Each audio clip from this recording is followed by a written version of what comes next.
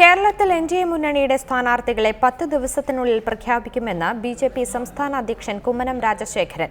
പുതിയ കക്ഷികളെ മുന്നണിയിലെത്തിക്കാനുള്ള ചർച്ച തുടരും. കെ.എം. മാണിയുമായി ബിജെപി സംസ്ഥാന ഘടകം ചർച്ച നടത്തിയിട്ടില്ലെന്നും കേന്ദ്രം ചർച്ച നടത്തിയോ എന്നറിയില്ലെന്നും കുമ്മനം പറഞ്ഞു.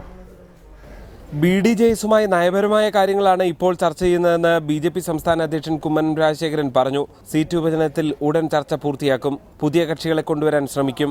10 ദിവസത്തിനുള്ളിൽ സ്ഥാനാർത്ഥി പ്രഖ്യാപനമുണ്ടാകും. കുമ്മനം പറഞ്ഞു. പല രാഷ്ട്രീയ കക്ഷികളും എൻ.ഡി.എയോടൊപ്പം സഹകരിക്കാൻ തയ്യാറായി രംഗത്ത് വന്നിട്ടുണ്ട്. ഒരാഴ്ചയ്ക്കകം ചർച്ചകൾ പൂർത്തിയാക്കാൻ കഴിയുമെന്നാണ് വിചാരിക്കുന്നത്. കേന്ദ്രത്തിൽ നിന്നും കൂടി എൻ.ഡി.എയുടെ നേതാക്കൾ ഇവിടെ എത്തി ഔദ്യോഗികമായിട്ട് എല്ലാ ഘടകകക്ഷികളും ഇരുന്നുകൊണ്ട് തന്നെ അത് പ്രഖ്യാപിക്കും. കേരള കോൺഗ്രസ് മാണി ഗ്രൂപ്പ് അമിത്ഷായുമായി ചർച്ച നടത്തിയെന്ന ഫ്രാൻസിസ് ജോർജിന്റെ ആരോപണത്തിന് കുമ്മനത്തിന്റെ പ്രതികരണം ഇങ്ങനെ. അതേക്കുറിച്ച് യാതൊരു വിവരവുമില്ല. ഭാരതീയ ജനതാ പാർട്ടിയുടെ കേരള ഘടകം ഇതേവരെ ഒരു ചർച്ചയും നടത്തിയിട്ടില്ല. ബി.ജെ.പിയെ തോൽപ്പിക്കാൻ LDFും UDFും തെരഞ്ഞെടുപ്പിൽ ഒത്തുകളിക്കുമെന്നും കുമ്മനം ആരോപിച്ചു. ഒരു ഒത്തുതീർപ്പ് രാഷ്ട്രീയം ഇവിടെ നടക്കുകയാണ്. ഞാൻ പി ജയരാജന്റെ തന്നെ ഏറ്റവും അവസാനത്തെ കഥ പറയട്ടെ. അദ്ദേഹത്തിന് ഈ തരത്തിൽ എല്ലാവിധ ഒത്താശകളും ചെയ്തു കൊടുക്കുന്ന ആരാണ്? ഈ കേരളത്തിന്റെ ആഭ്യന്തര വകുപ്പാണ്. പി മുകുന്ദൻ തെരഞ്ഞെടുപ്പിന് മുമ്പ് തിരിച്ചു വരുമോ എന്നറിയില്ലെന്നും കുമ്മനം കൂട്ടിച്ചേർത്തു.